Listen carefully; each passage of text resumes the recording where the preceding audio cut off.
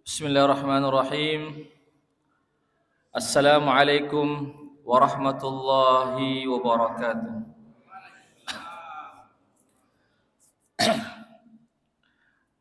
Alhamdulillahi rabbil alamin. Wassalatu wassalamu ala ashrafil anbiya'i wal mursalin wa ala alihi wa sahbihi wa man tabi'ahum bi ihsanin ila yaumiddin. Amma ba'd. Kaum muslimin, hadirin jamaah salat maghrib yang dirahmati Allah. Pertama-tama kita senantiasa memuji Allah Subhanahu wa taala atas segala limpahan rahmat dan hidayahnya, sehingga pada malam hari ini kita disempatkan untuk menjalankan perintah Allah, yaitu salat maghrib secara berjamaah.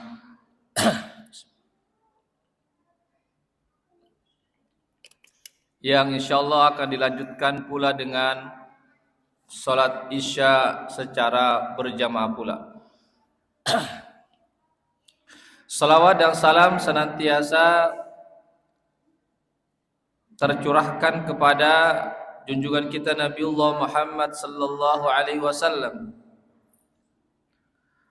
beserta keluarga dan para sahabatnya, para pengikutnya yang tetap setia berpegang teguh kepada sunnah-sunnah beliau dan para sahabatnya hingga hari kiamat kelak. Amin ya rabbal alamin. Bapak hadirin rahimakumullah, kita melanjutkan tentang penjelasan dari ayat-ayat Allah Subhanahu wa taala dan tadabburnya, penghayatannya.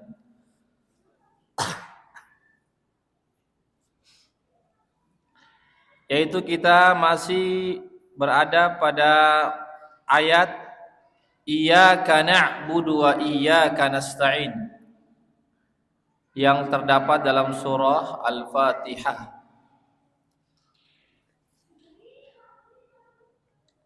Iyyaka na'budu wa iyyaka nasta'in, jamaah sekalian, kalau tidak salah ada 2 poin yang pembahasan yang sudah saya jelaskan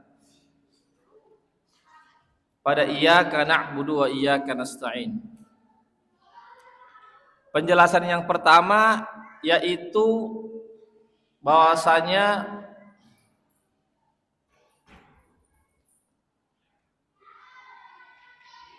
dalam beribadah itu harus terkumpul 2.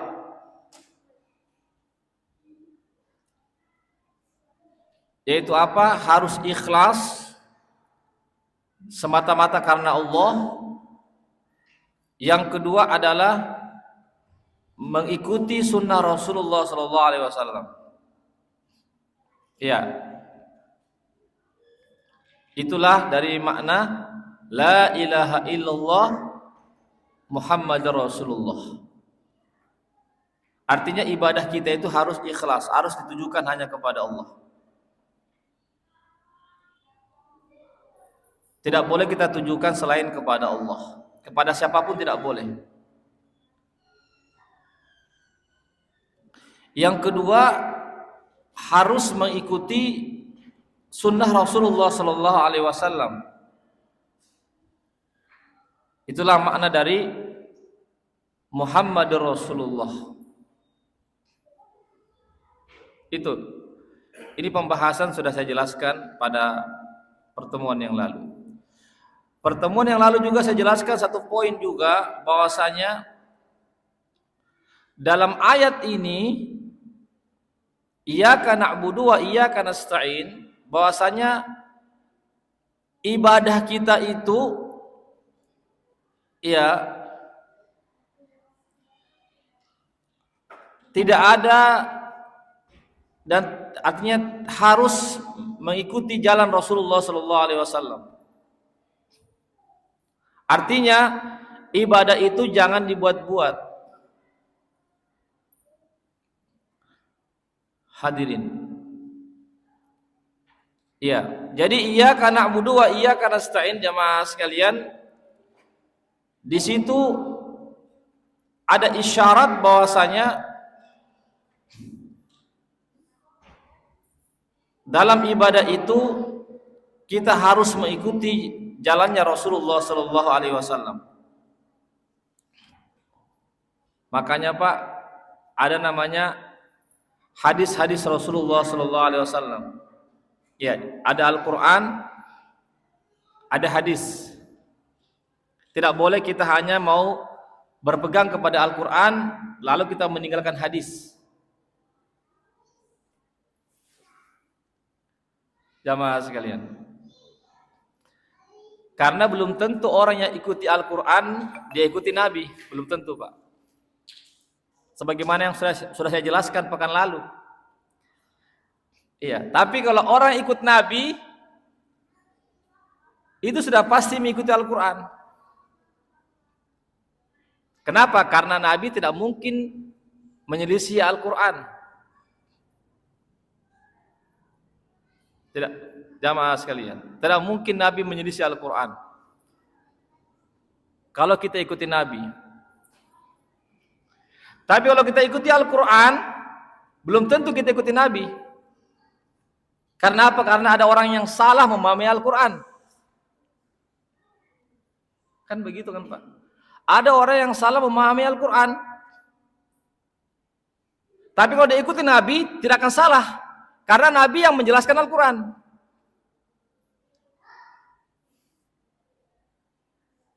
Jamaah sekalian, karena Nabi yang menjelaskan Al-Qur'an. Tapi kalau kita cuma ikuti Al-Qur'an, tidak ikuti Nabi, wah, parah ini, Pak. Kita akan menafsirkan Al-Qur'an dengan seenaknya saja.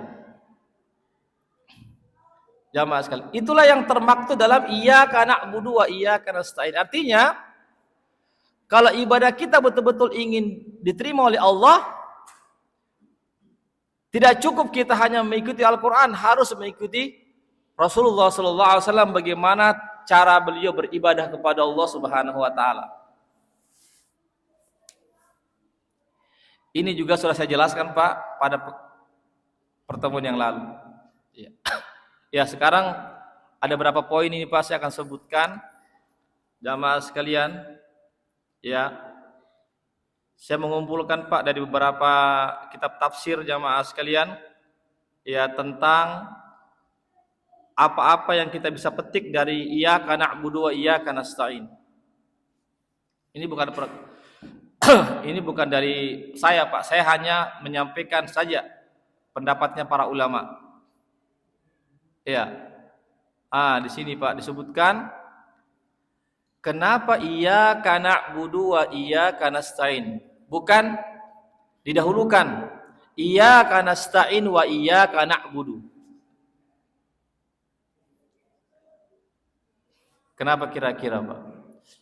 Jadi dalam Al-Qur'an itu, Pak, penempatan ayat, penempatan kalimat, kata, huruf itu, Pak, bukan urusan Nabi, itu bukan, tapi Allah. Allah yang menyuruh Nabi untuk menempatkan di sini, ini didahulukan, ini dibelakangkan. Kenapa? Iyyaka na'budu wa iyyaka nasta'in. Bukan iyyaka nasta'in wa iyyaka na'budu. Ini jawabannya, Pak. Jamaah sekalian. Apa itu iyyaka na'budu wa iyyaka nasta'in? Ya. Apa artinya, Pak? Iyyaka na'budu wa iyyaka nasta'in. Sudah saya sampaikan, Pak, beberapa pekan yang lalu di tempat ini, bahwasanya sebagaimana yang saya sebutkan dalam hadis qudsi, ketika kita membaca iyyaka na'budu wa iyyaka nasta'in, Allah menjawab, kan, Pak, sebagaimana yang sudah saya sampaikan pada beberapa pekan yang lalu. Ketika kita membaca iyyaka na'budu wa iyyaka nasta'in, itu Allah menjawab, Pak. Apa jawabannya Allah? Hada baina hada hada li wa li 'abdi hada li wa li 'abdi ma sa'al. Begitu, Pak, bunyinya, hadisnya. Allah katakan, ini bagianku dan bagian hambaku, dan hambaku itu mendapatkan apa yang dia minta. Ini bagianku dan ini bagian hambaku, karena iyyaka na'budu wa iyyaka nasta'in itu terbagi dua, Pak. Terbagi dua bagian. Allah sendiri mengatakan dalam hadis qudsi, iyyaka na'budu wa iyyaka nasta'in. Artinya hanya kepada Engkau lah ya Allah saya mohon pertolongan, beribadah, dan hanya kepada Engkau sajalah ya Allah saya mohon pertolongan. Ini terbagi dua. Kata Allah, itu apalah, ini bagianku. Mana bagiannya Allah? Iyyaka na'budu, hanya kepada Engkau lah saja ya Allah kami beribadah. Itu bagiannya Allah, Pak. Untuk Allah, artinya jamaah sekalian, haknya Allah.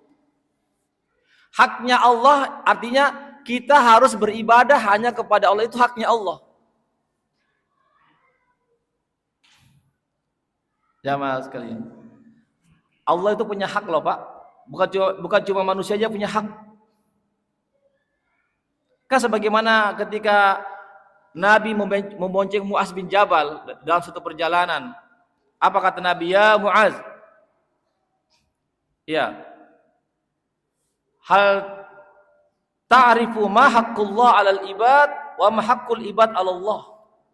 Wahai Mu'az bin Jabal, tahukah engkau apa haknya Allah terhadap hambanya dan apa hak hambanya terhadap Allah? Berarti Allah itu, Pak, ada haknya. Sebagaimana kita juga punya hak terhadap Allah. Jadi Allah punya hak terhadap kita. Artinya ada kewajiban kita terhadap Allah, dan jamaah sekalian ada hak kita kepada Allah. Jamaah sekalian, apa kata Mu'az? Allahu wa rasuluhu a'lam. Hanya Allah dan Rasulnya yang lebih tahu. Apa kata Nabi? Haqqullah an ta'budullah wa la tusyriku bi syai'a. Itu haknya Allah. Haknya Allah, kata Nabi, adalah engkau beribadah hanya kepada Allah dan tidak menyekutukan sesuatu pun ya kepada Allah, ya, dan tidak menyekutukan ya Allah dengan sesuatu apapun. Itulah haknya Allah, Pak. Itulah makna iyyaka na'budu. Jadi beda tuh, Pak, antara iyyaka na'budu dengan na'buduka. Kalau na'buduka kami menyembah kepadamu, ini belum tentu murni penyembahan. Coba ini Al-Quran, Pak, luar biasa, Pak, redaksinya. Karena yang menyusun, yang menempatkan ini dan itu Allah, Pak, bukan Nabi. Nabi cuma diperintahkan saja menempatkan ini. Coba bahasanya, bukan na'buduka wa nasta'inuka. Itu mirip-mirip artinya, Pak. Tapi kalau didahulukan objeknya, iyyaka na'budu. Kalau saya katakan na'buduka, berarti, Pak, saya mengakhirkan objeknya. Ini penjelasan dalam bahasa Arab ini, Pak. Iya. Tapi kalau iyyaka na'budu, di sini Allah mendahulukan objeknya daripada pelaku dan pekerjaannya. Artinya, kalau kita mendahulukan objeknya daripada pelaku, maka itu berarti, Pak, hanya kepadamu. Hanya, Pak, berarti hanya cuma satu saja. Itulah kalimat la ilaha illallah. Tapi kalau na'buduka, itu tidak ada kata-kata hanya. Yang ada artinya adalah kami menyembah kepadamu. Beda kan, Pak? Beda. Hanya kepada engkau kami menyembah, beribadah. Itu kalau iyyaka na'budu. Tapi kalau na'buduka, saya akhirkan objeknya, jamaah, itu artinya kami menyembah kepadamu. Tidak ada kata-kata hanya, Pak. Berarti ibadah itu murni hanya ditujukan kepada Allah saja. Tidak boleh kita mempersembahkan ibadah jamaah sekalian bukan selain kepada Allah. Hadirin. Hadirin yang itulah haknya Allah. Itulah haknya Allah Subhanahu wa taala. Kemudian apa haknya kita? Ya, apa kata Nabi? Haknya kita adalah Allah Subhanahu wa taala mengampunkan dosa-dosa dan memasukkan ke dalam surga orang-orang yang tidak menyekutukan Allah Subhanahu wa taala dengan sesuatu apapun. Ini, Pak. Artinya kalau ingin Allah Subhanahu wa taala memasukkan kita ke dalam surganya, jamaah sekalian, maka tidak ada jalan lain, kita harus memurnikan ibadah kita hanya kepada Allah Subhanahu wa taala. Hadirin rahimakumullah. Jadi di sini iyyaka na'budu wa iyyaka nasta'in. Hadirin, iyyaka na'budu yaitu kita mengakui bahwasanya, berikrar bahwasanya ada haknya Allah Subhanahu wa taala. Jamaah sekalian, ada haknya Allah, yaitu apa? Kita beribadah hanya kepada Allah Subhanahu wa taala. Hadirin. Sebagaimana Allah mengatakan hadali, ini adalah bagianku. Maksudnya jamaah sekalian, ibadah itu ditujukan hanya kepada Allah Subhanahu wa taala. Artinya kita harus mendahulukan haknya Allah Subhanahu wa taala.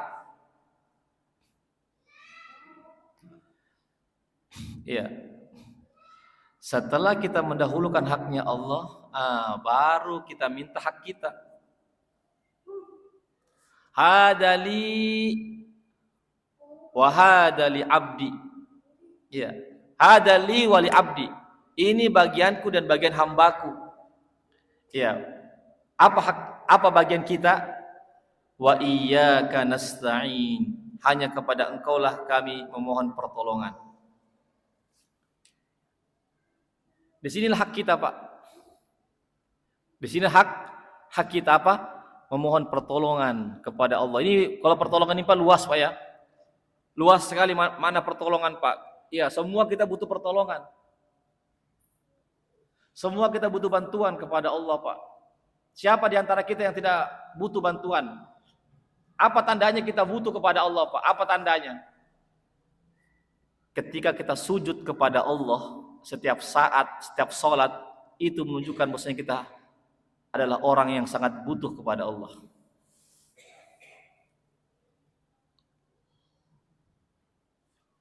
Kenapa kita datang ke masjid, Pak?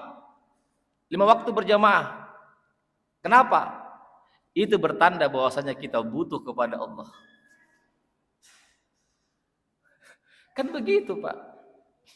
Artinya tatkala kita beribadah, itu menunjukkan bahwasanya itu kita butuh kepada Allah. Apa artinya ibadah, Pak?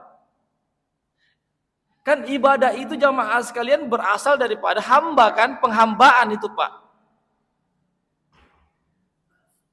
Ibadah itu penghambaan. Apa itu penghambaan? Kita menghinakan diri kita. Tidak jadi masalah, Pak. Kita hina di hadapan Allah tidak jadi masalah, Pak. Yang masalah kalau kita hina di hadapan manusia, itu yang masalah. Kalau kita hina di hadapan Allah wajar, Pak, karena kita hamba, kan? Masa kita mau berbuat sombong di hadapan Allah? Kita hamba, Pak. Jamaah sekalian, namanya hamba harus kita hinakan diri kita di hadapan Allah. Salah satu tanda diri kita hina di hadapan Allah adalah kita sujud, Pak. Sekarang saya bertanya, Pak, anggota tubuh kita yang paling mulia ini apa, Pak? Kepala, kan? Wajah, kan, Pak? Kalau ada yang pukul kepala kita, Pak, pasti kita marah. Wah, ini kepala ini, Pak, mahkota, Pak. Wajah ini mahkota. Maka kata Nabi, janganlah engkau memukul muka. Meskipun engkau marah, janganlah engkau pukul mukanya orang, tidak boleh Pak. Tidak boleh orang mentempelkan begini Pak, dilarang Nabi Pak. Ini wajah ini Pak, jamaah sekalian, ini suatu yang paling mulia Pak. Iya, Nabi melarang kita memukul wajah Pak, tidak boleh. Jamaah sekalian, ada hadisnya Pak. Iya, jamaah sekalian. Jadi wajah kepala ini Pak, ya yang paling mulia di antara semua anggota tubuh kita Pak. Tetapi kenapa kita hinakan Pak? Kita tunduk, kita sujud di tempat yang paling rendah. Apakah ada presiden, raja ketika sholat, saya mau sholat Ustadz tapi tidak mau sujud? Apakah ada? Tidak ada Pak. Semua raja harus sujud Pak.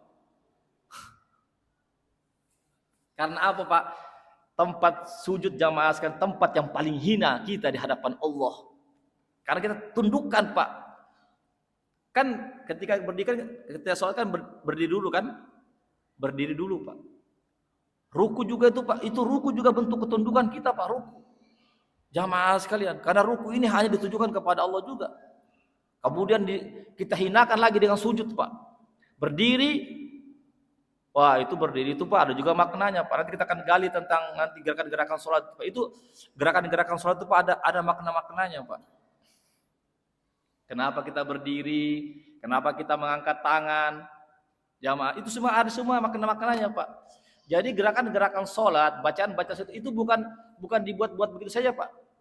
Jamaah sekalian. Tetapi itu adalah wahyu dari Allah. Karena Nabi itu tidak mungkin berkata-kata melainkan wahyu dari Allah Subhanahu wa taala.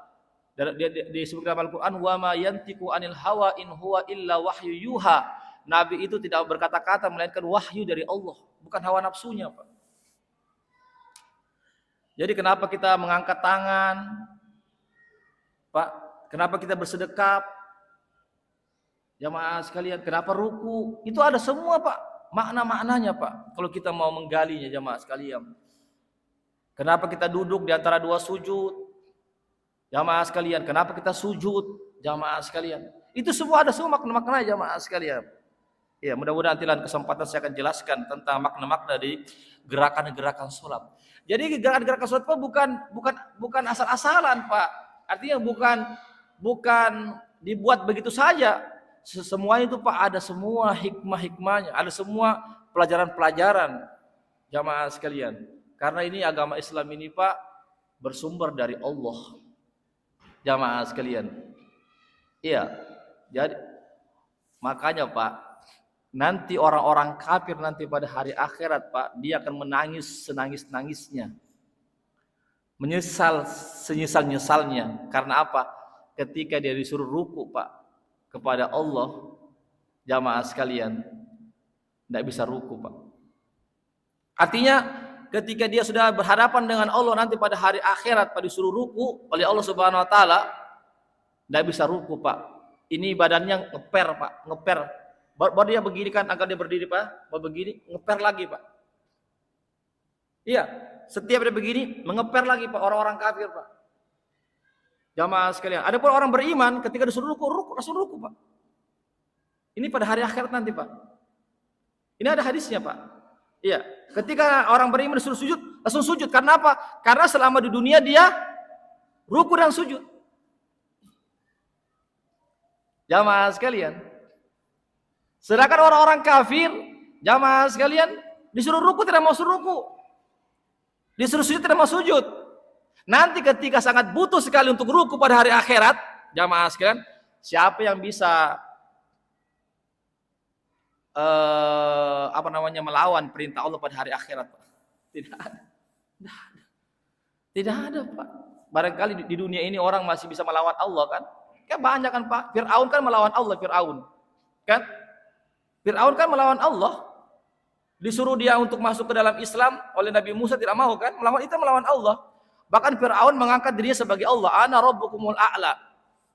Iya, ketika Fir'aun disuruh untuk menyembah hanya kepada Allah, sujud hanya kepada Allah, justru dia mengangkat dirinya, ana rabbukumul a'la. Saya Tuhanmu yang paling tinggi. Bahkan dia mengatakan, ya Haman ibni li sorha. Wahai Aman, bangunkanlah saya gedung pencakar langit agar saya bisa melihat mana itu Tuhannya Musa. Bayangkan Pak, dia minta dibangunkan gedung Pak, atau menara yang sangat tinggi sampai ke langit agar dia bisa melihat mana itu Tuhannya Musa Pak. Dia mengingkari bahwasanya ada Allah Subhanahu wa taala. Jamaah sekalian, ini orang-orang kafir jamaah sekalian, mereka memang tidak menerima ya tentang bahwasanya yang berhak untuk diibadahi hanyalah Allah Subhanahu wa taala. Kan kita saksikan kan sekarang Pak, ya orang-orang yang memiliki kekuasaan dengan sombongnya Pak. Iya. Dia bisa berbuat sewenang-wenang jamaah sekalian. Tapi nanti pada hari akhirat Pak, tidak ada Pak. Makanya sudah saya bahas ya yang beberapa kali, Maliki Yaumiddin. Allah itu rajanya pada hari akhirat Pak. Rajanya. Jamaah sekalian, artinya semua raja-raja Pak yang mengaku raja di dunia, yang zolim-zolim jamaah sekalian, tunduk semua di hadapan Allah Pak, tidak ada. Jamaah sekalian. Makanya Allah katakan Maliki Yaumiddin. Karena kenapa? Kenapa dikatakan Maliki Yaumiddin wad dunya? Kenapa dikatakan Pak Maliki Yaumiddin wad dunya? Allah itu merajai hari akhirat dan hari dunia. Kenapa Pak? Karena di dunia Pak banyak orang yang menganggap dirinya sebagai raja. Kan begitu kan? Jamaah sekalian, banyak orang yang mengaku dirinya sebagai raja. Jamaah sekalian, yang memperbudak itu Fir'aun Pak. Jamaah sekalian, ketika dia memerintah di Mesir Pak, itu beratusan tahun Pak diperbudak itu Bani Israel. Jamaah sekalian, karena apa? Dia mengaku jamaah sekalian sebagai Tuhan yang tidak ada yang bisa mengalahkan Pak. Jamaah sekalian, kan begitu juga Raja Namrud Pak di Irak yang hidup di zaman Nabi Ibrahim alaihissalam kan, sama 11-12. Fir'aun itu di zamannya Nabi Musa alaihissalam di Mesir. Raja Namrud itu di Irak Pak, di Babilonia, di Irak. Jamaah sekalian, hidup di zaman Nabi Ibrahim. Sama Pak, dua-duanya ini Allah kisahkan dalam Al-Quran jamaah sekalian. Dua-duanya ini Pak mengaku sebagai Tuhan. Jamaah sekalian. Iya, artinya mengaku sebagai Tuhan Pak, artinya tidak ada yang bisa mengalahkan dia. Karena apa? Dia bisa menghidupkan dan mematikan. Caranya bagaimana? Dia panggil itu budak, dia bunuh. Disuruh pengawal bunuh itu budak. Namanya raja Pak. Ya, tidak ada yang bisa melawan raja. Begitu dia punya konsep, saya bisa menghidupkan dan mematikan dengan cara apa? Dia panggil budak, suruh pengawalnya bunuh itu. Yang satunya itu jangan dibunuh. Itu konsepnya, menghidupkan dan mematikan. Kan pernah terjadi dialog kan antara Nabi Ibrahim dengan Raja Namrud Pak. Lalu apa kata Nabi Ibrahim? Kalau gitu, coba antum pindahkan, terbitkan matahari sebelah barat. Ya, selama ini kan matahari kan terbit di sebelah timur. Ya. Kalau gitu terbitkan matahari sebelah barat, langsung terdiam dia. Terdiam jamaah sekalian. Ya, kalau engkau mengaku sebagai Tuhan, ya, terbitkan matahari sebelah barat, terdiam Pak. Kalau cuma sekedar menghidupkan gampang, ya, karena ada algojonya, dia bunuh orang. Bukan itu yang dimaksud. Jamaah sekalian, saya ingin jamaah sekalian, kenapa dalam Al-Quran itu disebutkan Maliki Yaumiddin, yang merajai hari akhirat. Oh Ustadz, kalau begitu Allah itu bukan rajanya dunia dong. Berarti Allah itu tidak memiliki dunia dong, tidak menguasai dunia, karena cuma dikatakan Allah itu memiliki atau merajai atau menguasai hari akhirat. Hari ini kan ada dua Pak. Ini sekarang ini namanya hari dunia Pak. Ya, sekarang kita ini hari dunia. Dalam perut ibu kita namanya alam rahim. Ya, alam rahim. Ketika kita keluar namanya alam dunia. Sekarang alam dunia, Pak. Ketika kita meninggal dunia, masuk namanya alam barzakh, alam kubur. Setelah alam barzakh, kita akan dibangkitkan lagi di alam akhirat.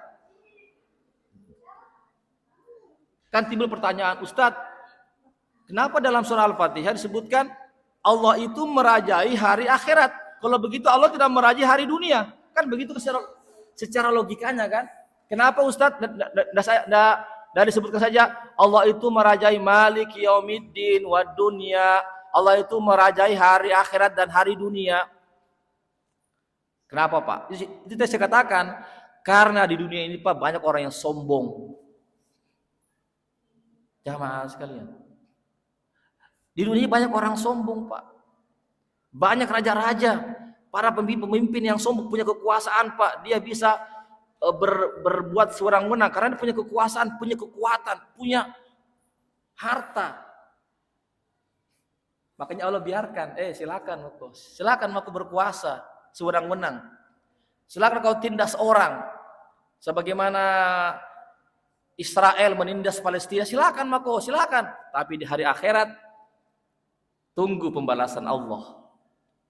Ini jamaah sekalian. Inilah kemenangan. Inilah jamaah sekalian yang harus kita yakini sebagai seorang muslim jamaah sekalian. Tatkala hak-hak kita belum bisa kita dapatkan di dunia karena ditindas, yakin dan yakinlah hak kita akan diberikan Allah nanti pada hari akhirat. Karena apa? Maliki yaumiddin tadi Pak. Allah yang merajai pada hari akhirat Pak. Ketika itu raja-raja angkat tangan semua Pak. Silakan Bapak buka surah An-Naba ayat-ayat terakhir itu Pak. Tidak ada yang berbicara Pak di hadapan Allah. Semuanya tertunduk semua begini Pak. Tidak ada yang bisa berbicara Pak. Jamaah sekalian. Malaikat pun tidak bisa berbicara jamaah sekalian. Diam semua di hadapan Allah. Hadirin, yang berbicara hanya yang diizinkan oleh Allah Subhanahu wa taala saja. Ini hadirin. Ya. Hari ini para raja bersuara. Jamaah sekalian. Bertindak dengan sewenang-wenang. Iya. Para pemimpin adidaya dan seterusnya berbuat sewenang-wenang kepada manusia, bangsa dan seterusnya, mengatakan tidak ada yang bisa mengalahkan dia. Kan begitu kenyataan sekarang kan Pak. Ya. Mengatakan kami adalah negara superpower yang tidak bisa dikalahkan. Kan begitu bukan Pak? Orang-orang Pak, betul, tidak ada yang bisa mengalahkan dia sekarang. Tapi di hari akhirat, jamaah sekalian, inilah kelebihan kita sebagai seorang muslim. Kita punya keyakinan jamaah sekalian. Tatkala kita dikalahkan di dunia jamaah sekalian, insya Allah Allah akan menangkan kita di hari akhirat. Kan begitu Pak. Ini contoh lagi Pak ya, ini bagus ini. Ada hadisnya Pak. Ketika Nabi, jamaah sekalian, ketika Nabi sedang baring-baring di rumahnya Pak, beralaskan tikar-tikar yang kasar Pak. Lihat Pak, Nabi tikar-tikar yang kasar Pak, dari pelepah-pelepah kurma saja Pak. Iya, bukan dari kasur kapuk, dari spring bed, tidak ada Pak. Iya, ketika itu Nabi kalau tidak salah beliau tidak memakai baju itu jamaah sekalian. Akhirnya berbekas-bekas dia ketika bangun, berbekas-bekas dia punya punggung. Ketika Umar datang bertamu, melihat pas bangun datang Umar, beliau bangun di siang hari tentunya, berbekas-bekas ini, beliau istirahat, berbekas-bekas ini.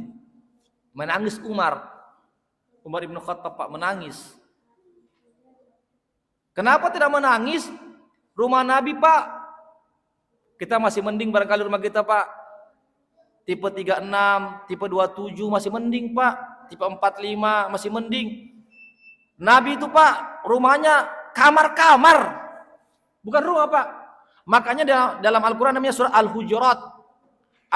Al-Hujurat tertiba kamar-kamar Pak. Jamaah sekalian, cuma berapa saja Pak. Jamaah sekalian, sampai itu pula Nabi itu kalau mau sholat Pak, karena sempitnya rumahnya, ya sehingga itu Aisyah itu Pak, ketika sholat Pak harus dia bengkokkan kakinya, tidak bisa diluruskan karena tidak cukup tempat.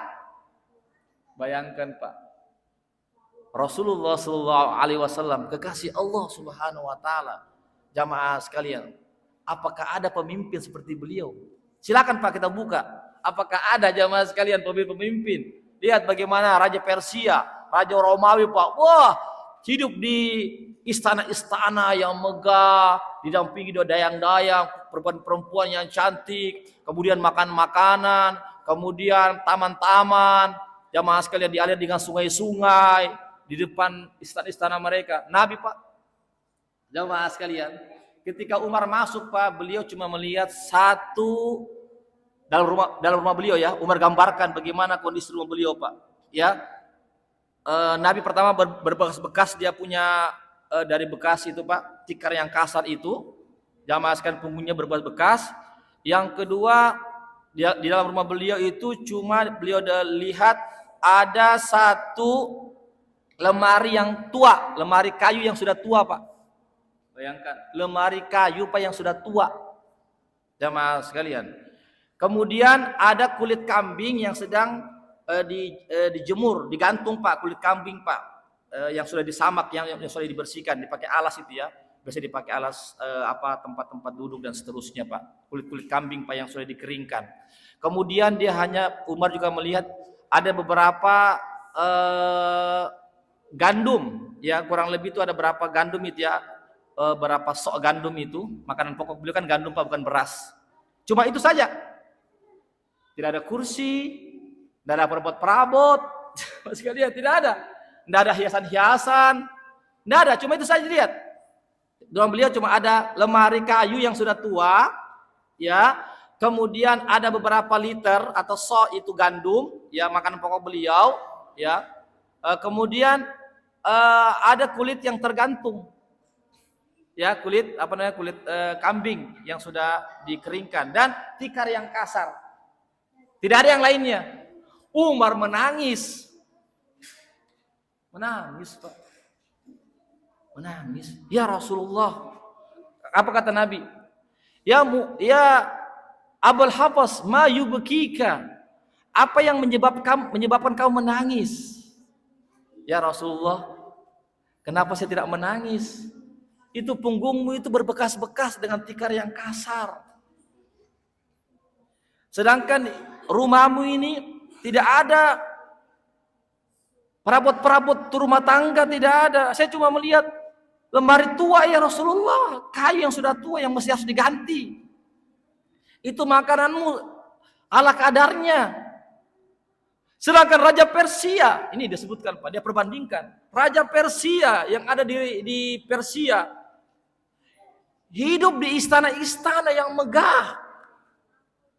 Betul Pak, ini kenyataan Pak, Raja Persia. Saya mau tanya Pak, adakah raja yang miskin? Tidak ada Pak. Tidak ada raja yang miskin Pak. Raja itu tinggal di istana. Jamaah sekalian, makanannya serba ada. Jamaah sekalian, Nabi jamaah sekalian. Disebutkan dalam riwayat, pernah 3 bulan berturut-turut Pak, tidak bisa dimasak. Tidak ada masakan yang bisa dimasak Pak. 3 bulan berturut-turut sebagaimana perkataan istri-istri beliau. Jamaah sekalian, kekasih Rasulullah kekasih Allah Subhanahu wa taala. Jamaah sekalian. Iya. Sedangkan Raja Persia, ya Rasulullah, hidup di istana-istana yang megah. Iya. Dikelilingi dengan kebun-kebun, sungai-sungai, makanan-makanan yang enak-enak. Begitu juga Raja Romawi. Sama juga begitu. Sedangkan engkau kekasih Allah, kenapa begini keadaanmu? Apa kata Nabi? Wah, ini Pak, jawaban Nabi ringkas tapi luar biasa Pak. Iya. Apa kata Nabi? Ala tardo anta ya Umar, wahai Muaz, ya Umar, tidakkah engkau ridho bahwasanya dunia ini beserta dengan kegemerlapannya, keindahannya itu disegerakan bagi orang-orang kafir, disegerakan dia untuk menikmatinya. Sedangkan kita bagi orang beriman, kenikmatan kita diakhirkan nanti di hari akhirat. Wah, langsung hilang Pak. Artinya senang Umar jamaah sekalian. Sedangkan kesenangan kita, kenikmatan kita itu Allah akan simpankan di hari akhirat jamaah sekalian. Iya, adapun mereka disegerakan. Memang gitu Pak, orang kafir disegerakan jamaah sekalian. Iya, kenikmatannya. Jadi jangan heran, Pak. Kalau ada orang-orang kafir hidup dengan gemerlapan jamaah sekalian, jangan heran, Allah segerakan jamaah sekalian. Tapi ingat, hari akhirat dia akan mendapatkan siksaan Allah Subhanahu wa taala. Karena apa? Karena dia menikmati fasilitas dari Allah, namun dia tidak beribadah hanya kepada Allah. Kan begitu, Pak. Sekarang saya bertanya, Pak, ini dunia ini siapa yang miliki, Pak? Kan Allah. Jamaah sekalian. Semua kenikmatan-kenikmatan dunia itu kan bersumber dari Allah, Pak. Jamaah sekalian. Artinya adalah kalau semua adalah bersumber dari Allah, ya harus kita taati Allah dong, karena Allah yang memberikan kenikmatan kepada kita. Kan begitu, Pak. Iya. Kan ada termasuk orang yang zolim kalau kita menikmati pemberian dari Allah, kenikmatan dari Allah, baru kita tidak mau taati Allah. Sama begini saja contohnya, Pak. Iya, anggaplah kita kerja di sebuah perusahaan. Perusahaan sudah menggaji kita, memberikan bonus, insentif, lalu kita tidak mentaati pimpinan. Itu namanya orang yang zalim, kan? Apa kata pimpinan? Kami itu sudah dikasih gaji, dikasih bonus lagi, dinaikkan pangkat lagi. Kenapa kamu khianati perusahaan? Kan marah, kan? Akhirnya apa? Ujung-ujungnya dipecat misalnya. Begitu juga. Allah telah memberikan segala-galanya kepada umat manusia, termasuk orang-orang kafir. Tetapi mereka menyelisih Allah, tidak mau mengikuti para nabi dan rasul. Jamaah sekalian, iya, apa kata Allah? Silakan makan, nikmati semua itu, semua nikmati. Ibaratnya kalau kita mancing tuh, Pak, ya kita kasih tuh umpan ikan, kasih makan, sudah enak baru kita tarik, Pak. Begitu kan, Pak? Itu gambarannya, Pak. Kalau kita mancing ikan, Pak, kita kasih umpankan ikan, kita ulur-ulur dulu, dia makan baru kita tarik, kan? Tersangkut, tidak bisa. Begitu juga orang kafir. Jamaah sekalian, orang-orang yang sombong kepada Allah, orang-orang yang dikasih dia harta, mobil, rumah, istana, bersenang-senang. Ya, setelah itu apa? Allah wafatkan, dia meninggal dunia, nanti di hari akhirat dia mendapatkan siksaan Allah Subhanahu wa taala. Ya, Allah katakan dalam Al-Qur'an kan begitu, Pak. Jamaah sekalian, hadirin, dan sekali lagi, Pak, jamaah sekalian, bahwasanya dunia ini, jamaah sekalian, adalah milik Allah. Kita hanya diberikan untuk mengelolanya, bukan memilikinya. Jamaah sekalian, karena dunia ini milik Allah, kepunyaan Allah, bersumber dari Allah, maka konsekuensinya kita harus berterima kasih kepada Allah. Jamaah sekalian, kita harus mentaati Allah, harus mengikuti aturan Allah. Jamaah sekalian, bukan kita bersombong kepada Allah, bukan kita justru membangkang kepada Allah. Hadirin rahimakumullah. Jadi itu jamaah sekalian, saya kembali lagi tadi, iya, nanti pada hari akhirat, Pak, semua raja-raja akan tunduk di hadapan Allah. Raja Namrud, jangan dikira, Pak, Raja Namrud, Pak, nanti Allah bangkitkan kembali, Pak. Iya. Fir'aun, Allah akan bangkitkan kembali, Pak. Siapalah kira-kira raja yang kejam sekarang ini, Pak? Siapa, Pak? Sebutkan. Raja kah atau presiden kah atau apa, jamaah sekalian, yang di dunia ini yang kejam-kejam, yang kita anggap kejam, Pak, yang dikatakan tidak ada yang bisa mengalahkan dia, nanti akan dibangkitkan pada hari akhirat. Kalau Bapak ragu, berarti Bapak ragu terhadap Al-Quran. Kalau Bapak ragu bahwasanya ada pemimpin yang kejam, yang zolim, yang mengatakan tidak ada yang bisa mengalahkan sampai sekarang, cuma sekali Bapak ragu tidak akan dibangkitkan pada hari akhirat, berarti Bapak ragu terhadap berita-berita yang disebutkan dalam Al-Quran. Kalau ragu, berarti keimanan kita dipertanyakan, keislaman kita dipertanyakan, jamaah sekalian. Makanya dalam Al-Quran, Pak, Alif Lam Mim, dzalikal kitabu la raiba fih. Ya, Alif Lam Mim, hanya Allah yang tahu artinya. Dzalikal kitabu, Al-Quran itu la raiba fih, tidak ada sedikit pun keraguannya. Tidak ada sedikit pun keraguannya, Pak, kebenarannya. Isi-isi Al-Quran, Pak, tidak ada sedikit pun tentang keraguan-raguannya, Pak. Semuanya hak, benar. Jamaah sekalian, karena apa? Karena Al-Quran itu bersumber dari Allah Subhanahu wa taala. Jamaah sekalian. Ya, barangkali ini yang bisa kami sampaikan, Pak. Ya, kita masih iyyaka na'budu wa iyyaka nasta'in, Pak. Mohon maaf ya, belum selesai. Insyaallah kita akan sambung lagi pada pertemuan pekan depan. Sebelum saya tutup, Pak, barangkali ada yang mau bertanya, silakan.